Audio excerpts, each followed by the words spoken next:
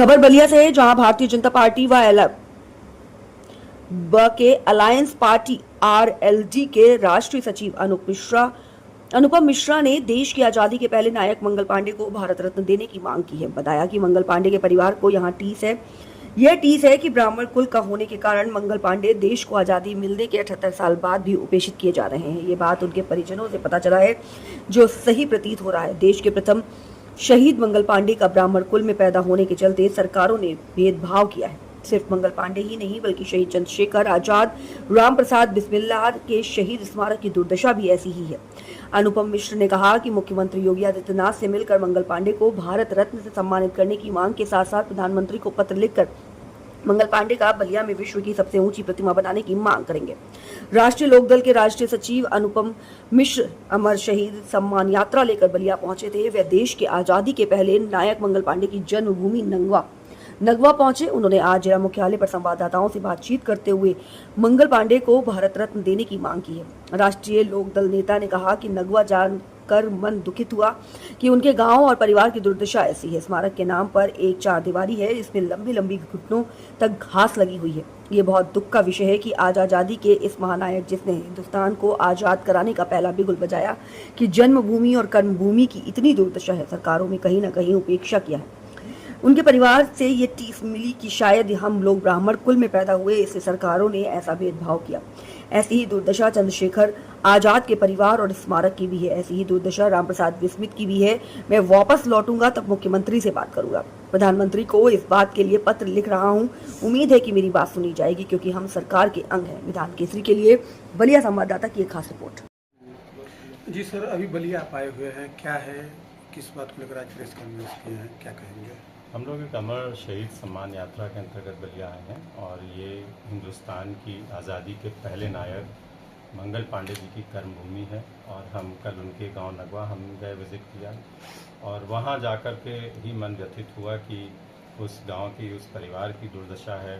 स्मारक के नाम पर एक चारदीवारी है जिसमें लंबे लंबे घुटनों तक घास लगी हुई है। तो ये बहुत ही दुख का विषय है कि आज़ादी के इस महानायक, जिसने हिंदुस्तान को आज़ाद कराने का पहला बिगुल बजाया, उसकी कर्मभूमि, उसकी जन्मभूमि की इतनी दुर्दशा। तो ये सरकारों ने कहीं ना कहीं उपेक्षा किया। मुझे इस बात का भी पता लगा कि उनके परिवार से भी टीस ये मिली कि शायद हम लोग ब्राह्मण कुल में पैदा हुए, इसलिए सरकारों ने ऐसा भेदभाव किया। तो ये भी बहुत गलत है। उस बात से फिर ध्यान इस बात पर भी गया कि ऐसी ही दुर्दशा जो है वो चंद्रशेखर आज़ाद जी के परिवार की और उनके स्मारक स्थल की है। ऐसी ही दुर्दशा राम प्रसाद बिस्मिल के यहाँ की भी है। तो क्या वाकई में जो उनके परिवार ने कहा, मुझे लग रहा है उसमें कुछ सच्चाई है। तो मैं अभी वापस लौटूंगा जब, तो मैं उत्तर प्रदेश के मुख्यमंत्री से बात करूंगा, मिलने का समय लूँगा और भारत के प्रधानमंत्री को भी इस बात के लिए पत्र लिख रहा हूँ। मुझे लगता है कि 3 चीज़ें बड़ी इंपॉर्टेंट हैं जो होनी चाहिए। पहली ये है कि मंगल पांडे जी को भारत रत्न का सम्मान दिया जाना चाहिए। जो मंगल पांडे जी का सम्मान नहीं होगा, बल्कि भारत रत्न का सम्मान होगा। दूसरी ये है कि एक उनकी मूर्ति स्थापित की जाए हिंदुस्तान में। मैं तो बलिया में चाहूँगा कि बलिया जनपद में स्थापित हो, जो विश्व की सबसे ऊंची प्रतिमा हो। इसलिए भी हो कि उनका कद हिंदुस्तान के किसी भी स्वतंत्रता संग्राम के सेनानी से कहीं ऊंचा है। यदि उन्होंने हिंदुस्तान की आज़ादी का पहला बिगुल नहीं फूका होता, तो ना गांधी होते, ना नेहरू होते, ना टैगोर होते, ना अम्बेडकर होते, ना लोहिया होते। तो वो जो बुनियाद उन्होंने रखी आज़ादी की, जिस पर आगे चल करके पूरी की पूरी आज़ादी की इमारत खड़ी हुई, तो अगर हम अपनी बुनियाद की ईंट को ही भूल जाएंगे तो हम आगे अपने आने वाले भविष्य की पीढ़ी को क्या बताएंगे। और एक कहावत है कि जिस देश में नायकों की कद्र नहीं होती, उस देश में नायक जन्म नहीं लेता। सर, जिस तरीके से देखा जाए कि मंगल पांडे को भारत रत्न देने की मांग आज़ादी के 78 साल बाद क्यों हो रहा है? आप केंद्र में भी है, राज्य में भी है, इसके लिए किस तरीके से आप पहल करेंगे और 78 साल बाद क्यों मांग उठ रहा है? यही मेरा भी प्रश्न है, जो आप मुझसे कह रहे हैं। यही मेरा प्रश्न है कि आज़ादी के 78 साल क्यों लग गए मंगल पांडे जी का सम्मान करने में। अगर हम आज भी नहीं आवाज़ उठाएंगे तो हो सकता है 178 साल भी लग जाएं। और जब भी कोई आवाज़ उठाएगा तो ये प्रश्न उसके सामने आएगा। आप मुझसे ये प्रश्न ना पूछकर उन लोगों से पूछिए जो सरकारों में रहे अब तक, कि आखिर उन्होंने क्यों नहीं दिया। मुझे तो आप ये कहिए कि कम से कम 78 साल बाद मैं आवाज़ उठा रहा हूँ। इसके लिए आगे की क्या रणनीति आप लोग? मैंने आपसे पहले कहा कि मुख्यमंत्री और प्रधानमंत्री मेरा पहला स्टेप है और मुझे उम्मीद है कि मेरी बात सुनी जाएगी, क्योंकि हम सरकार के अंग हैं। हम ज़्यादा अच्छे तरीके से रख सकते हैं इस बात को।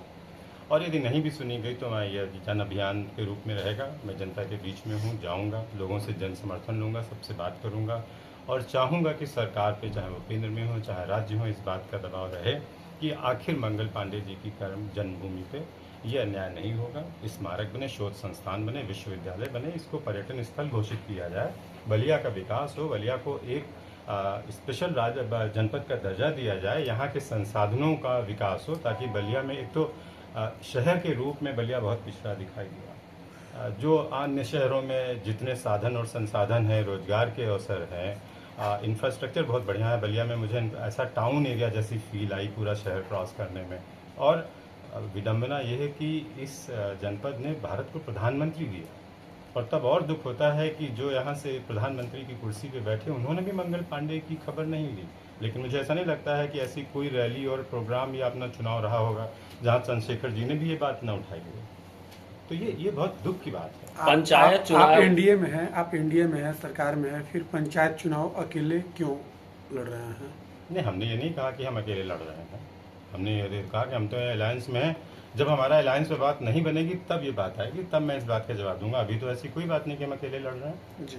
समाजवादी पार्टी के राष्ट्रीय अध्यक्ष अखिलेश यादव ने उत्तर प्रदेश के मुख्यमंत्री योगी आदित्यनाथ द्वारा कई जिलों में फसलों का हवाई सर्वेक्षण किए जाने की सोमवार को आलोचना की है और कहा कि उनमें नाराज किसानों का सामना करने का साहस नहीं है।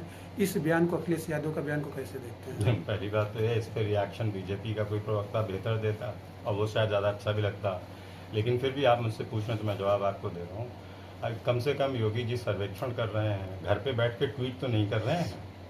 अखिलेश यादव जी तो वहीं पे बैठे बैठे कमरे, वो भी सेल्फ ट्वीट नहीं कर पाते हैं, उसके लिए भी उन्होंने एक टीम हायर कर रखी है जिसको असाइनमेंट है। अखिलेश यादव जी के मुंह से किसानों की बात अच्छी नहीं लगती है। पूरे वर्ष वो चुनाव से पहले घर से बाहर नहीं निकलते हैं, जनमानस का कोई मुद्दा नहीं उठाते हैं। उनका सिर्फ एक काम है, सुबह बैठ के मुख्यमंत्री पर कोई आक्षेप लगाओ, सरकार पर प्रश्न चिन्ह खड़ा करो और फिर सोचो। आगामी 2027 का चुनाव जिस तरीके से समाजवादी पार्टी कह रही है कि प्रचंड बहुमत के साथ इस बार हमारी सरकार बन रही है, दावा ठोक रहे हैं, क्या कहना चाहेंगे आप? उन्हें मालूम है जन्नत की हकीकत, पर दिल को बहलाने को गाली दे ख्याल अच्छा है।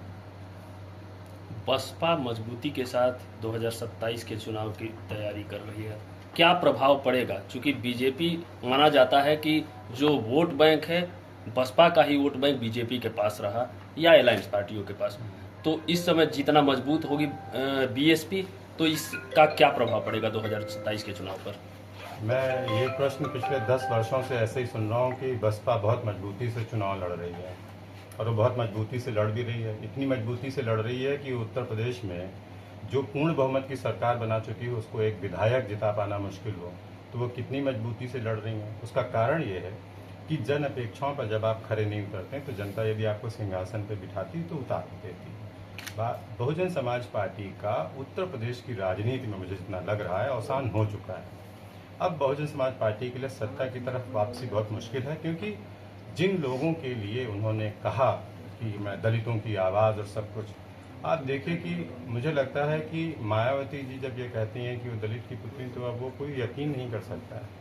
किसी भी महारानी से ज़्यादा अच्छे ठाट से वो रहती हैं। जिस जनता जनार्दन के हितों की लड़ाई की बात की, वो आज भी वैसे ही है। जब बहुजन समाज पार्टी उदय हुई और